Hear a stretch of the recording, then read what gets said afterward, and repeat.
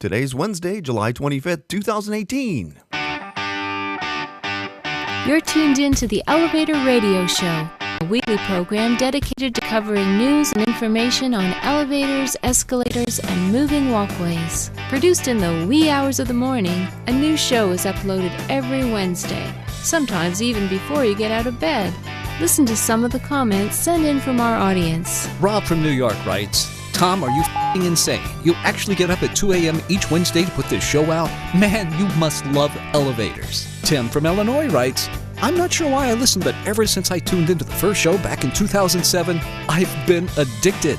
Matt in Texas writes, I like your safety messages, Tom. It's important to remember them each and every day. And he also adds, when am I going to win the monthly prize pack giveaway? Ron from California sent this in.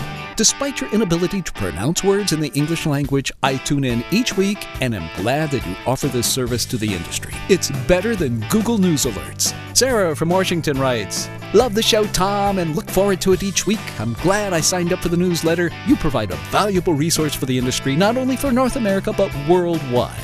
Enjoy the show. And now, here's your sleep-deprived host, Tom Seibert. Thank you. Good morning, good afternoon, good evening, everyone, wherever you are listening to this program, whether it's on your phone, on your iPod, on your MP4 player. Remember those? Yeah, I know. If you've been with me as long as I've been with me, or this show has been produced, you will recall that this show was actually an MP3, which you could download to this little tiny widget device. It was kind of like an iPod, I guess you should say. But they were more universal, had a battery, like a AAA battery in there, and you download shows, you move the files over, and there you go. Now it's all automated, it's all iTunes, it's all wireless, all that cool stuff. You wonder where, or at least I wonder where the technology is going in the future. Hopefully it's moving in a good way and a positive way. It is good to be here. This is the last show of the month, which means it is our prize pack giveaway. It's surprising to know or see July fly by like it did. I hope August is a little bit quicker because my oldest is going back to college, and I've really enjoyed having him home. I've been working with him every day, and I just love it.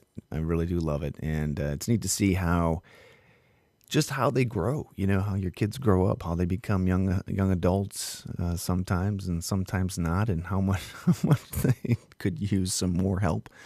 Stuff like that. But yeah, it's just going too fast, unfortunately. Before you know it, it'll be college will be over. My other two will be out of high school, and then I just feel old sometimes, but yet young at the same time. Went skateboarding with my oldest son yesterday morning. Didn't kill myself, which is good, but it reminded me of just how time does fly. So make sure you're taking it full advantage of your family and the time you have with them, and you're taking a break for yourself. Make sure you do that. It's something that's very difficult sometimes to heed that advice, but do your best to do it. Okay, got a good show today for you. We have some articles that relate more to escalators than elevators, and so we'll kind of focus on that today on the show, and we'll have you out of here pretty quickly considering the content isn't huge. So as always, make sure you get some vacation time planned for the summer and the warmer weather and the temperatures, and make sure you cut that time out for yourself and be safe out there. All right, we'll get into the news of the week next.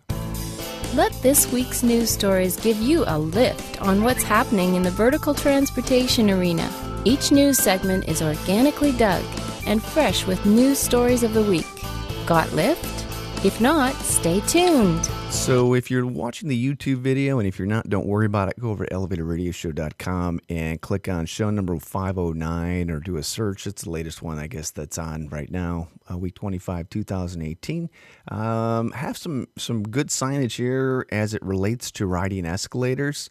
And I also have a disclaimer in the comments section of the blog or show notes, which is intended for the attorneys out there who may feel that they might want to attempt to secure more funding for their next vacation home or supercar. The articles that I am sharing on the program today, I do not know the details of, and all I am doing is sharing my expertise. Actually, I don't have any expertise. I should take that back. My opinions based on the information shared within those articles to make a estimated guess of what could have happened or what could have prevented the accidents from occurring. Do not call me to be deposed. Do not sue me. Do not do any of that stuff because it's not going to be worth your time. So anyway, so you can read that if it makes sense. That's fine if it doesn't. So first article of the show: family sues after getting, child loses fingers in escalator. This is in Salt Lake City, Channel 2, CBS reporting. I'm not quite sure necessarily why this is actually a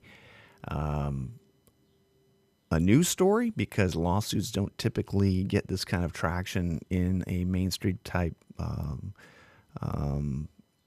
news media outlet, but it did. And court documents state escalator had missing or broken comb teeth, which state inspectors had advised the store to repair in 2015. So it's kind of a, one of those deals where, as inspectors, we have to be vigilant. As owners of the equipment, they need to make sure that equipment is up to standards, safety standards. Whether or not the missing comb teeth would have made a difference, I have no idea. Don't know the details of this accident. But as a parent, I've said it before, it's our responsibility to make sure our kids get through the young years that they're in as safely as possible. It's kind of like the young, deer or gazelle in the South African plains, where it's the responsibility of the parents of the group to fight off the lions that are out there trying to eat your child. So we have to do a better job as parents to make sure that our kids are safe. And that's really the only lesson I want to share with this. Tragedy of losing your fingers is awful. I mean, it's really awful. And as a parent, you have to understand that you wouldn't go let your child go play on any kind of piece of equipment. And granted, we do all assume that the equipment that we ride, elevators, escalators, moving walkways, are safe. We still have to make sure that we're doing our due diligence to ensure the kids out there are safe. And there's more accidents that happen than not. And I'll get into another one shortly. Elevator fire traps assistant fire chief. It's kind of scary. Apparently in Austin, Texas, a hydraulic hose, according to this news article, SpectrumLocalNews.com, had broken, causing some smoke that had filled the hoistway. And the chief reportedly, who was inside the cab, our assistant chief, remained calm, stayed low onto the floor while using his shirt to cover his face. Really scary. He was only trapped for 10 minutes, but the elevator quickly filled with smoke, obviously. But he's okay. Very scary, very scary. I think somebody that may have had, other issues may not have responded as calmly and as collectly as he did, and could have caused even worse issues. So I'm glad he's okay. Keep feet away from the sides of escalators. This is Pittsburgh's Action News reporting a boy injured after foot is caught in mall escalator. Goes back to the safety signage that was posted on the YouTube page. Also, if you're listening to the show, don't have access to the YouTube video that you're listening to or watching right now, there are some safety things here. As long as you're holding a handrail, your feet, your fingers aren't close to any kind of pinch points or stairs, you should be safe. And that's really some just general good advice where we as parents need to make sure our kids understand, and we understand. So here's some but if the little boy's foot wasn't, on the side of dragging along, it wouldn't have been, wouldn't have gotten caught, obviously. And I don't know any details of this accident. It's terrible regardless, and it looks very painful. But at some point, I made a note in in the comment section, and I'm not saying the parents are negligent on this by any means, but maybe we just need more signage all over the place. Maybe the sides need to be yellow or red with white stripes on the side of escalators to make sure people are not doing that. I've seen feet on escalator steps to try to get people to stay, away from the sides. You know what I mean? So just not so good. But let's all do our part to make sure accidents like this don't happen. Elevator needed to meet ADA. This is one of those news articles I don't quite understand how it could have gone so long without having an elevator. What is all this stuff popping up? Oh my goodness.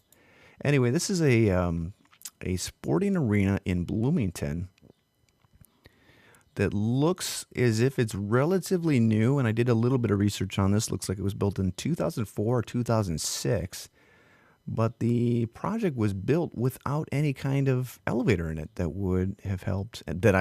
According to the article, maybe there's one that nobody's thinking about, or there's one that people thought they could use for accessibility. I'm not sure. But you think that a building from 2004, 2006, an architect that designed that would not realize that an elevator was required, even if space on bottom landings was made available to those with mobility issues. You know what I mean? So I just want to say, I'm like, really? This happens? I guess it does. Okay, another escalator-related incident, how escalators pose serious dangers for dogs and how you can keep your pup safe. Glad they're writing about this, Channel 10 NBC, because the reality is that little paws, little pads, they should not be on an escalator. So take the elevator whenever you can. And this kind of relates to the article we shared last week where a dog's little toes got, caught and stuck and needed to be amputated. So yeah, this is, again, common sense. If you just think that everybody knows this stuff, but we don't, and if it's going to take a million signs, maybe that's just the direction we have to go, more than what we have today. And I realize there's code issues with putting more signage on stuff, but at the end of the day, if it helps, it helps. You don't want it to be a distraction to the point where people don't know how to ride or get distracted and not being able to ride a unit, but it's just not happening. Next article, make sure elevator doors have safety retainers. Again, as a contractor's maintenance perspective, make sure that you're doing your due diligence. This relates to the other article talking about equipment not being, maintained, entities being sued. Reality is a document as much as you possibly can. The building owner ultimately has the utmost responsibility to ensure that their equipment is safe, is maintained, and any recommendations that the elevator contractor makes regarding safety be implemented. So again, this is just a lawsuit relating to the prison fatality where a prison guard was in a fight with a inmate, and they both went down the hoistway after being banged through the doors. Whether or not the safety retainers would have prevented that completely is yet to be, seen or understood or confirmed. But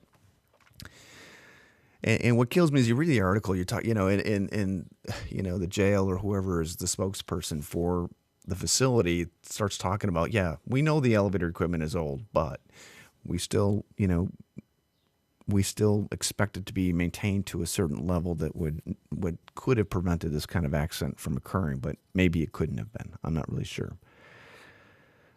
This next article, hard to believe. This has nothing to do with elevators as we know it, but I wanted to post it because it popped up in my news aggregator feed, and it's regarding a South Sioux City elevator explosion.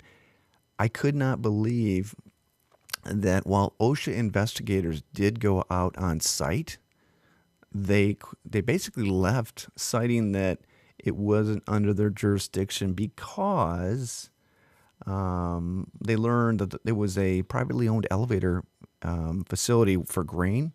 It had too few employees to fall within the agency's jurisdiction. Isn't this crazy? I mean, when you think about I don't know, it just seems crazy. If this is the door that opens for other facilities to cut short, take shortcuts. I mean, all you have to do is just start a company. I know this is only for grain elevator facilities. I'm not generalizing, but I don't know. The whole thing is crazy. I don't want to make any false accusations or false statements here, but I can see entities going around and making sure they may not need to comply with federal safety guidelines for employees if they are subcontracting or using people as 1099 contractors or stuff like that. So it's just one of those things where it doesn't seem right, at least to read that and then have it confirmed. But I don't know. Next news article, BART to continue pilot program to discourage people from urinating in elevators. This is great. Apparently, the people in the elevator is working in preventing people from peeing in the elevator. So that's a good thing. And maybe it's just a deal where people are unable to pee in front of people in elevators or any other situation. I know sometimes that's an issue for me, but the reality is that, and maybe people enjoy doing that. I don't know. Reality is that if it works and cutting down, that kind of act in an elevator, I'm all for it. Obviously, I guess it beats the, electrifying the floor or setting something up that activates an alarm if water or urine is sensed, which is kind of crazy. It stinks that we even have to deal with it. Okay, ThyssenKrupp, or they have to deal with it, I should say. ThyssenKrupp Elevator rolls out virtual reality showroom in the Middle East and in Asia. This looks pretty cool. It's kind of interesting to see. You wonder why not, launch this across the entire, world to some extent. But that's cool. Yeah, using virtual reality to basically imagine what your elevator might look like. And I know those markets are definitely booming. So I think that's pretty cool. Using technology to enhance what you sell and have customers understand what you're doing. And maybe that'll take a whole new, direction as we look at safety. And I know training has already been in that that line of thinking. But it's kind of interesting.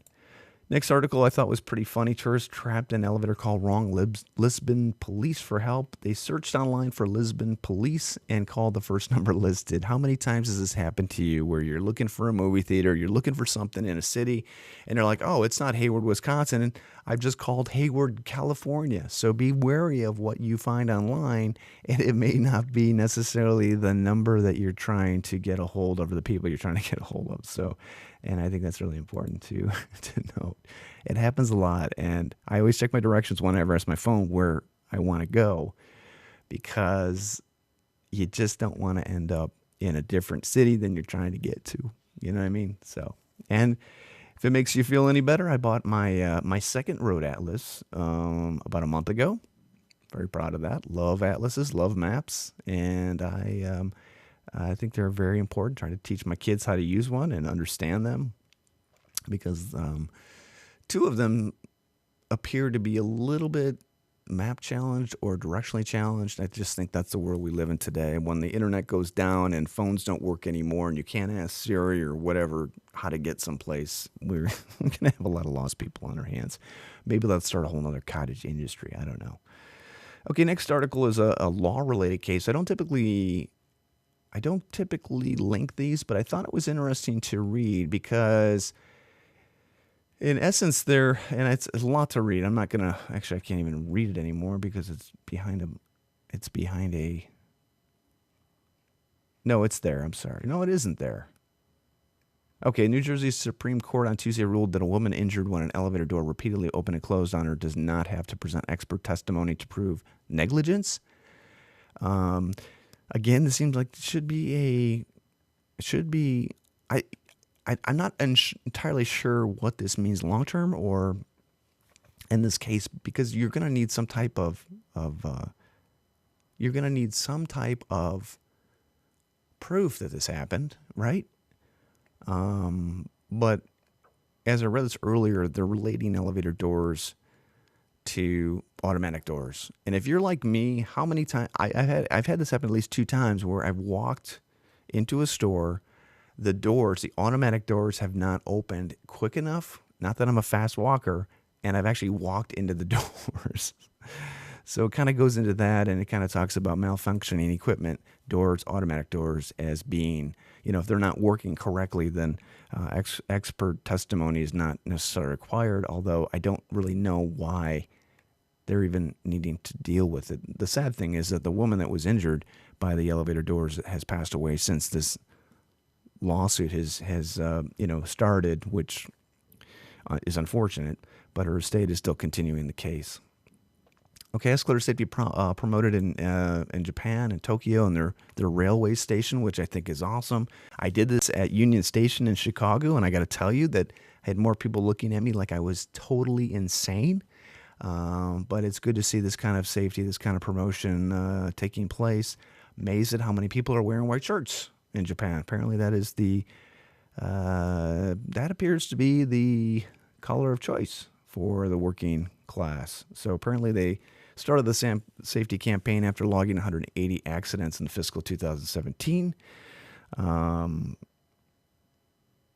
Anyway, but they cite some of those accidents as being related to, obviously, people being injured, drunk, and all that good stuff. So, which has a tendency to lead to some very poor decisions being made. And last news article actually is a link is the Chicago Elevator Association Golf Mondays next week. If you are interested in attending, it's a good time, great opportunity to network. So encourage you to get signed up. If you haven't already got your foursome in, please do that as soon as possible. I know the golf committee there does a lot of work to try to get that, to build it to what it has become today. So please support that. If you're in the Chicagoland area, it's a good time for sure. And that's a week from Friday. And that's going to do it for the show, everybody. Hopefully you learned something like I did. And you can share that with your coworkers, your customers, those who you like or don't like, your spouses, all that good stuff. So as always, take a moment to think safety out there. And yeah, just be safe. Be safe. And we'll be back next Wednesday, okay? So have a great rest of the week. Stay cool. Talk to you later. Bye-bye.